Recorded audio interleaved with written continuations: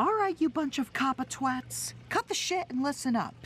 This video is not made for kids, but for a general audience, meaning teens, adults, and seniors can also enjoy this video. With that in mind, please enjoy. And mostly bite me.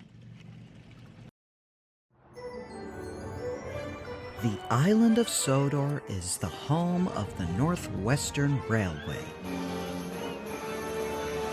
With engines of all shapes and sizes, working hard to deliver goods and passengers to their destinations.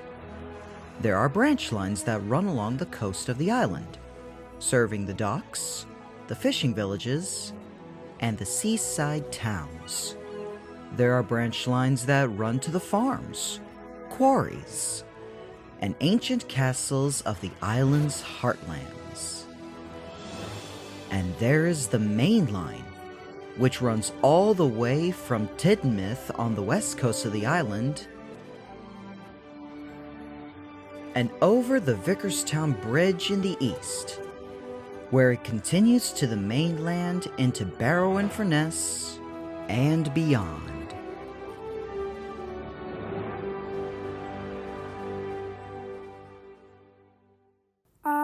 Bad news, so the rapeseeds have melted into goop from the rain last night. Melted into goop. We spent so much money on that. Milk floats and lorries arrive at Barrow-in-Furness to drop off all kinds of containers of milk. There are jugs, cartons, churns, glasses, and bottles, and even sleeves of milk in a variety of flavors and types. They unload their milk from the road vehicles onto the platform, which are then transferred into the rolling stock of a train that enters Sodor and drops the milk off at a few stations where it can be then delivered to stores and homes alike. This is a train the railwaymen call the morning milk. Edward was ready at 6:15 in the morning. Men hustled and shouted, loading up the last ounces of milk onto the train.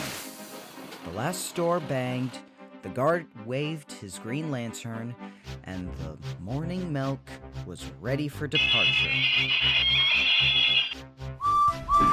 Come along now, said Edward to the rolling stock. Clickety-clack, all right, clickety-clack, all right, responded the train. And over the Vickerstown Bridge they went. The morning milk was truly on a roll. Even though Edward had to stop at a few stations, there was still plenty of ground to cover. The whole main line, as a matter of fact. His first stop on the island was Kronk Station. And even then, he still had a long way to go before reaching his first station of his branch line, Wellsworth Station.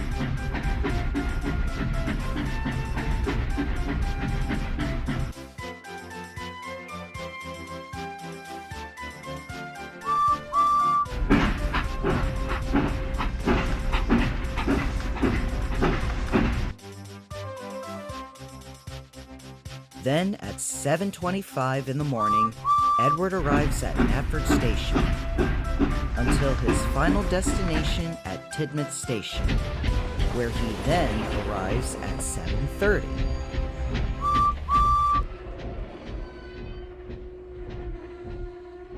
Alright lads, train's here. Let's start unloading the last bit of this bovine juice. Edward's usually the main engine who hauls the morning milk train from Barrow-in-Furness to Tidmouth. But as the decades roll by, it's become a hassle for the poor blue old engine. But regardless, he's still satisfied that his deliveries are complete. It is quite surprising to know a couple morning trains that run on the island. The other kind of morning train we all know too well, the Flying Kipper. which is mainly pulled by Henry, starts at Tidmouth Harbor, then travels along the main line and stops at Cronk, Kelstrom Road, Vickerstown, and Barrow-in-Furness. Which from there, another engine takes the Kipper the rest of the way, all the way to Manchester. Though despite Henry enjoying the Kipper so much, he does feel sorry for his crew. You see, as we all know, Henry was relocated to Vickerstown Sheds, meaning that the crew of Henry would have to wake up extra early in order to start Henry up and drive him all the way to the other side of the island to pick up the Kipper. Henry was thinking about resigning from the Kipper when he heard a whistle in the distance. It was Edward. From the looks of his face, he was pretty exhausted from hauling the morning milk. It was at this point when Henry did some pondering. Later that day, after a quick nap at the sheds, Henry was assigned to take a goods train to the North Knapford Harbor when at Wellsworth Crossing, he saw Edward returning to his branch line, looking exhausted. Oh, hello, Henry. Oh, good day, Edward. Are you all right? You look a little drowsy. Well, I don't want to admit it, but that's just me exhausted from the miles traveled with the morning milk. I'm old, Henry. I can't really travel too far along the line like I used to. Oh, my. Say, since I got relocated to Vickerstown, what if I pulled the morning milk for you? Really? Are you sure, Henry? But what about the Kipper every once in a while? Oh, I'm not too worried about that. Besides, my crew is starting to get tired of waking up around nearly 4 a.m. just to drive me all the way to Tidmouth Harbor. Very well, then. We, along with the crew, will talk it over with Sir Topham Hatt. Both engines' crew talked it over with each other and shared their idea with Sir Topham Hatt, who agreed to the idea and decided to give Henry a trial with the morning milk the next time it was in operation. I'm pleased to announce that we just got our Polish coal ready for Sodor. Ah, excellent news. Like clockwork, the milk was getting loaded up onto the train. He backed down onto it at 6:15, as per usual. Hello, I'm Henry. And you? Hello, my name is Logan. If you don't mind me asking, is Edward okay? Normally he takes the morning milk. Oh, he's all right. He's just considering resigning from the morning milk because of his age. So from now on, I'll be on the morning milk duties. My trial is tonight. Ah, I see. Well, tell him I said hello when you next see him. Will do. Have a nice day. With the guard waving his lantern, Henry left Barrow-in-Furness and made it back to the island of Sodor. So far, he made some really good time with the morning milk.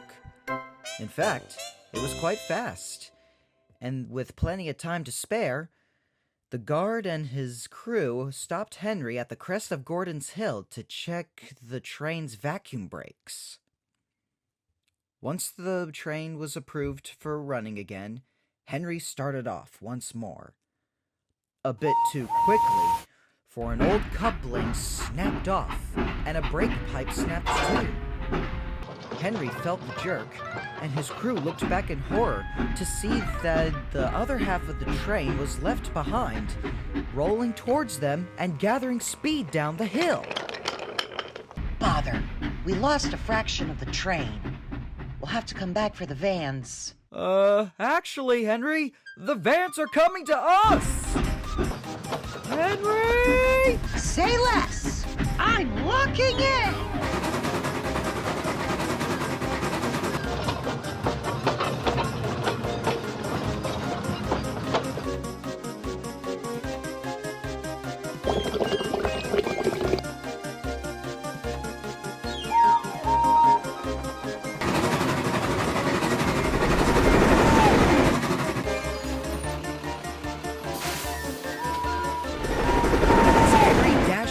Sudbury Junction, he knew Wellsworth Station was dead ahead. He whistled loudly and frantically as his wheels pounded the rails and spun like crazy. Edward and Philip woke up with a start, and in time to see Henry walking by the station. What in heaven's name was that all about? They found out soon enough when they saw the runaway vans, which thankfully slowed down immensely due to the guard putting the brakes on. With a groaning squeal, they stopped.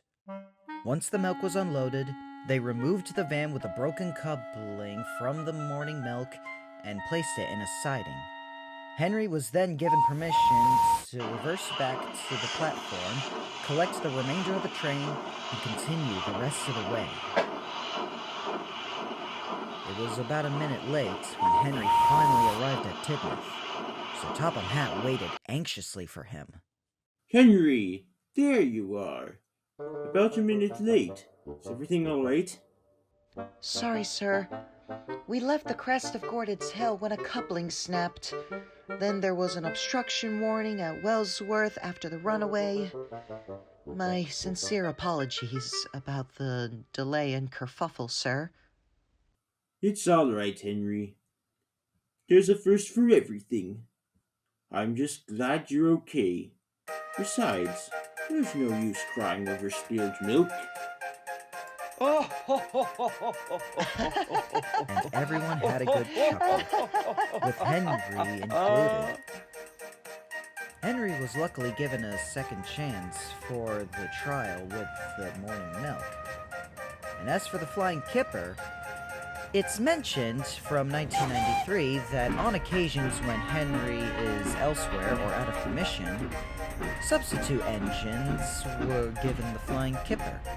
But Henry figured that a truly new apprentice would handle the Kipper during his time with the morning milk. And he believes he found just the candidate, one who's delighted to work with trucks. After giving Rebecca some pointers, she agreed to run a trial with the Flying Kipper. She was definitely looking forward to be the new engine to haul the Flying Kipper.